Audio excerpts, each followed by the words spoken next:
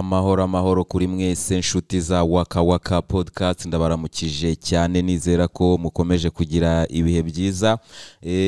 Hari inshuti za Waka Waka zakomeje kumbwira ngo tuzongere dukora ikiganiro neza kuri Kaliningrad. Nashatse gusubizaho ikiganiro twari twarabikozeho, ariko nsanga hari update nyinshi zitarimo zigomba kujyamo mu kiganiro cy'uyu munsi. Dusobanukirwe n'aka gace k'Abarusiya kari hagati y'ibihugu bya NATO, akaba ari agace abenshi bahamya ko gashobora kuzateza ikibazo hagati y'Uburusiya n'ibihugu bya NATO. Ibyo rero nibyo tugiye kuganiraho muri iyi podcast, ariko turanagaruka ku ntambara iri kubera muri Avdiivka, tunagaruke kuri contre-offensive noneho y'Abarusiya ubu ngubu yamaze gutangira.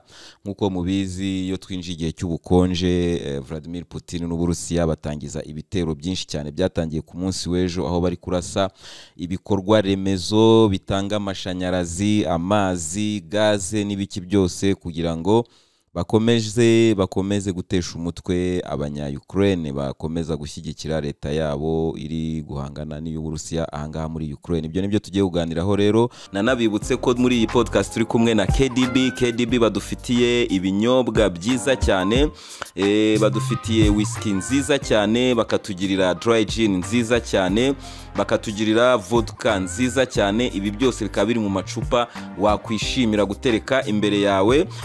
Bakatugirira kandi icupa rya litiro 3 rya red wine, bakatugira icupa rya litiro 3 rya white wine. Nge numva ko ni igihe cyo kuva kuri bwa buyoga bw'amafuti bamaze iminsi batwereka hirya no hino, tugahesha agaciro amafaranga yacu twinywera ibinyobwa bya KDB rero ushatse kuyirangura wahamagara kuri 0788505088. Ndasubiramo 0788505088, ubundi ubuzima bukaryoha.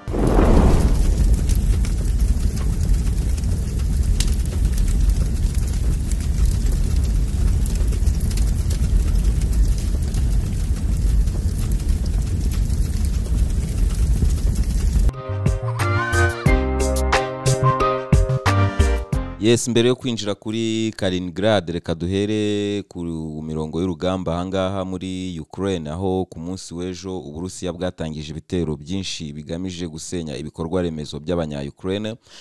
Akaba ari ibitero twabonye n'ubundi mu gihe cy'ubukonje cy'ubushize. Ubu ngubu rero bikaba byatangiye. Vladimir cyangwa se Volodymyr Zelensky akaba yavuze ko nyuma y'iminsi 79 Abarusiya badakoresha izi misile z'amakroaziere, noneho ejo batangiye kuzikoresha. Kikaba ari ikibazo gikomeye cyane kuri Ukraine, kubera ko ubushize nubwo Ukraine yabashije gutambuka igihe cy'ubukonje, habayeho dépense nyinshi mu bijyanye na gaze na petrol mu bigega bari bafite. Uyu munsi abenshi bahamya ko ibigega bari bafite cyangwa se stock bari bafite muri icyo gihe zitari ku rwego rumwe na stock bafite uyu munsi, kuko ibyinshi byarakoreshejwe. Ibyo rero bikaba bizatuma Ukraine ihura n'ibibazo bikomeye cyane muri iki gihe cy'ubukonje. Ibyo rero bikaba ari ibintu bituma abaturage benshi bakomeza kunanirwa iyi ntambara, ndetse bakaba bakomeza no guhamagarira leta yabo kuba yajya mu biganiro. Ibyo byose nizo ngamba z'ibi bintu, nizo gahunda z'ibi bintu, kubera ko simpamya yuko hari icyo bihindura ku mirongo y'urugamba.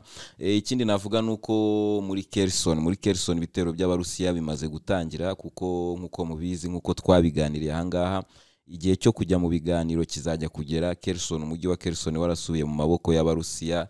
Nge nanavuga ko nibareba nabi Odessa ni target kuri Vladimir Putin, abantu batagomba kwibagirwa. So ibintu rero ni gutyo bikomeje, nta kintu kinini kirahinduka, ariko aho abantu bakomeje kubona impinduka, abakurikirana amakarita yaba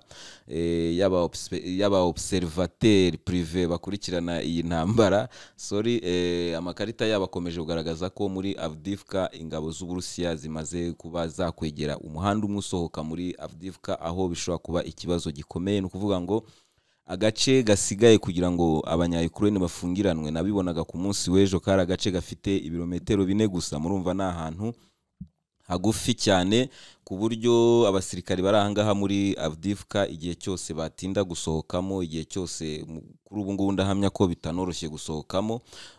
Nkaba mbona ko rero abasirikari benshi ba Ukraine bagiye gufatirwa muri uyu mujyi wa Avdiivka, akaba ari umujyi abenshi bavuga ngo ni muto kurusha Bakhmut, ariko ni umujyi uri strategique mu bya gisirikari, kuko uyu mujyi n'abarusiya batangira ibitero byabo batera muri Ukraine, murabizi ko uyu mujyi ntago bigeze bawinjiramo, bagiye bawuzenguruka, kuko ni umujyi abanya-Ukraine bari barateguye cyane ku buryo kuwutakaza ni ikintu gikomeye cyane, ni ikintu kizaba kigaragaza ko abanya-Ukraine bakomeje kutitwara neza ku rugamba. Ibyo rero tuzakomeza kubikurikirana, kuko nubundi nubwo turi kuvuga ngo bari gufunga Avdiivka, ariko n'ibitero birakomeje muri Kupiansk. Nejo ku munsi w'ejo mu bitero byagabwe by'amamisire y'amakroisiere na Kupiansk yagabweho ibitero na Kiev, akaba ari ibitero byageze ku butaka hose muri Ukraine. Ibyo rero tuzakomeza kugenda tubirebera hamwe, kubera ko muri iki gihe Ukraine irimo gutsindwa intambara, ni ukureba ngo ni ibiki Ukraine ishoboye kurinda noneho kugira ngo izabisigarane, ni igiki cya Ukraine kizasigara. Twarabibonye abenshi bafata Donbass nkaho ari ubutaka gusa, buriya ni ubutaka burimo inganda zose za Ukraine, ni hariya ziherereye, ni ubutaka bukize cyane kubiri mu butaka, ku buryo Donbass cyangwa se karagace k'abanya-Ukraine kafashwe n'abarusiya kabarirwa muri za trillions z'amadolari, urebye umutungo waho uri mu butaka. Nkuko mubizi n'ahantu murabyibuka mu ntambara zaho, n'ahantu harimo amatineri menshi cyane kubera ibirombe byinshi bicukurwamo ibintu byinshi bitandukanye. Ibyo rero ukaba wakwibaza ngo Ukraine izatakaza kugeza ryari, n'iki cya Ukraine kizasigara, ukakibaza ukavuga uti reka tubitega iminsi, bizaterwa n'ubushake bwa Vladimir Putin, kuko nkuko bigaragara nta witeguye kuba yamutangira imbere. Sasa dukomeze rero na Kaliningrad rero abantu benshi bakomeje kunyandikira kuri Waka bambwira ati twongere tuganire kuri Kaliningrad, batabyumva neza uburyo Kaliningrad ari mu Burusiya. Ubu n'ubutaka abarusiya babashije gusigarana mu ntambara ya kabiri y'isi yose. Ubwo intambara ya kabiri y'isi yose yarangiraga mu bice abadage bari barafashe bakabyamburwa n'abasoviete. Kaliningrad rero nayo irimo. Ubwo rero ubumwe bw'abasoviete bwasenyukaga, aka gace kagumye ari agace k'abarusiya, akaba ari agace kari strategique cyane ku Burusiya, kubera ko nkuko mukabona ku ikarita kari hagati y'ibihugu bibiri bya NATO. Ibi bihugu rero bikaba ari ibihugu umuntu yavuga ko bitabanye neza n'Uburusiya. Niyo abarusiya bashatse kuhajya, nkuko muri kubibona aho ngaho ku ikarita, akenshi bifashisha amazi, barazenguruka bagaca hariya mu mazi kugira ngo bagere ahangaha muri Kaliningrad. Ahangaha rero kuri Kaliningrad hari akantu k'agace gatoya kameze nk'agakoridoro kagizwe n'imisozi n'amashyamba. Akangaka bakaba bakita Suwalki rero iyi ngiyi niyo abenshi bashobora kuvuga ko ishobora kuzateza ikibazo, kuko nkuko mubona aho Lithuania iri naho Poland iri, ni ukuvuga ngo kari akarongo kajemo hagati k'umutuku gaciye gaturuka hariya muri Kaliningrad kakaza kakagera kuri Belarus. Iriya ni koridoro igizwe n'imisozi abarusiya bashaka kuzashyiramo imihanda cyangwa se uburyo bwazajya bubahuza na Kaliningrad. Icyo ngicyo rero kikaba ari ikibazo, kubera ko ibi bihugu ari Lithuania ari na Poland bikikije aka kagi cyangwa se aka gace ka Kaliningrad. Ibi bihugu byose biri muri NATO, ari nayo mpamvu Kaliningrad benshi bavuga ko iri strategique, ni ukubera ko Kaliningrad ahangaha henstaye intwaro za kirimbuzi z'abarusiya. Igihe cyose rero abarusiya bakwisanga bari mu ntambara na NATO, Kaliningrad iri hagati y'ibihugu bya NATO, ku buryo ishobora kubera ikibazo ibigo bya gisirikare by'abasirikare ba NATO bashobora kuba bari muri Poland cyangwa se bashobora kuba bari muri Lithuania. Ibyo ngibyo bikaba ari ibintu byakorohereza abarusiya kuharasa. Rero abagiye bambaza kuri Kaliningrad byayo ni ibyo ngibyo, ni Indusiya. Ikibazo kinini kirimo muri Kaliningrad ni ukubona inzira yo ku butaka ibahuza n'Uburusiya. Nkuko mubibona hino ya Lithuania na Poland hari Belarus rero nkuko mubizi ni Uburusiya. Belarus ni mu Burusiya, n'ubu ngubu muri Belarus murabizi Vladimir Putin aheruka kwimurirayo intwaro ze za kirimbuzi, ikaba ari ibintu byatumye isi yose ikomeza gusakuza. Rero iyi Kaliningrad rero ndumva abenshi muyisobanukiwe, mukaba munayibonye no ku ikarita, mukaba mubonye nako gakorido bita Suwalki. Ibyo rero ni ibintu numvaga ngomba gusubiramo kuko abenshi bagiye babimbaza bashaka ko tubiganiraho. Ikindi twagarukaho ni uruzinduko rwa Perezida Rais wa Iran yagiriye ahangaha mu Burusiya, aho yamaze iminsi 2 ari kumwe na Vladimir Putin. Bikaba ari ibintu rero bitashimishije abanyamerika n'inshuti zabo, kubera ko bumva ko Israel ari igihugu gikwiye, Iran ari igihugu gikwiye kwangwa n'abantu bose.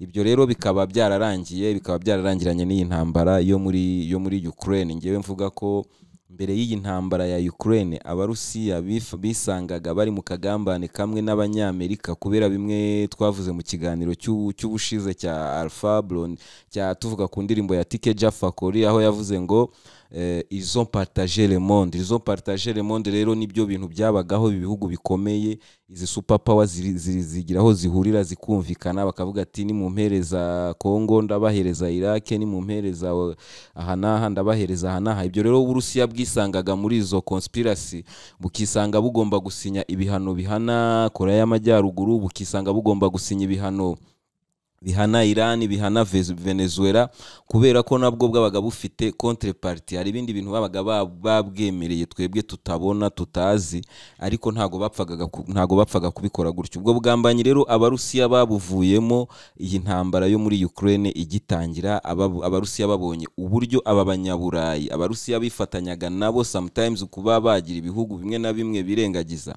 abona uburyo bamuteraniye, abona uburyo bashaka ko isi yose imwimamayira, ahita abona ko za conspiracy nawe yabagamo nawe bashaka kuzimushiramo. Nicyo gihe rero nawe yagize gutya, atangira gukorana na Venezuela, atangira gukorana na Iran. Murabyibuka intambara ikomeye cyane, izi drone z'abanyaturukiya zari ziri muri Ukraine, zirimo kwitwara neza ku rugamba, mvuge ngo zirimo kugora Abarusiya.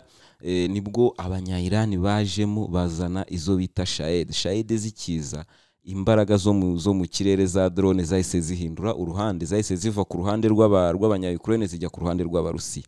Iki gihugu ni igihugu kimaze imyaka n'imyaka mu bihano, uburyo gikoramo izi Shahid kikagira ubushobozi bwo gukoramo kudevelopa amamisire yabo. Ibyo rero bikaba byarafashije Umurusiya. Ibyo rero byatumye Abarusiya bava mu mishyikirano, mu masezerano menshi bari baragiranye n'aba banyaburayi. Bituma rero Iran yisanga ifunguriwe amarembo, bituma Venezuela yisanga ifunguriwe amarembo, bituma uyu munsi Korea y'Amajyaruguru iracuruzana n'Uburusiya, iracuruzana n'Ubushinwa, iracuruzana n'ibihugu bishaka, nukuvuga ngo amarembo yayo nayagiye gukomeza agende yaguka. Ibihano by'Abanyamerika bigumeho n'inshuti zabo, ariko ibindi bihugu byinshi bitangiye no kugira umubare munini w'abaturage. Mbibutse ko tubiganire mu buryo birimo ibihugu by'Uburayi bifite ikibazo cy'abaturage bakeya, ni nayo mpamvu byinjiza abimukira, kubera ko bakeneye abakozi. Ibyo biturukana nuko muri ibi bihugu ntabwo taux de natalité cyangwa se abavuka ntabwo ari benshi, ni bakeya, ugakurikizaho kampeni zabo z'ubutinganyi. Ibyo ni ibintu byinshi bigenda byafekta population yabo ku buryo igenda iba nkeya. Uyu munsi rero isi ubona ko amasoko ku isi arimo kwimukira mu bindi bihugu biri kugenda bigira population nini. Urabona Ubuhinde bumaze kurenga Ubushinwa, ibihugu byo muri Afrika bikomeje nabyo kugenda bigira population irimo kuzamuka, ku buryo uvuga ngo utacuruje muri ibi bihugu ugacuruzanya n'ibyo bihugu byindi byo muri Aziya no muri Afrika no muri Amerika y'Amajyepfo, waba ufite isoko rinini. Ibyo rero akaba ari ibintu Abanyamerika barimo kubona uyu munsi. Wenda urundi rugero nabaha ni nko kuba murabona nka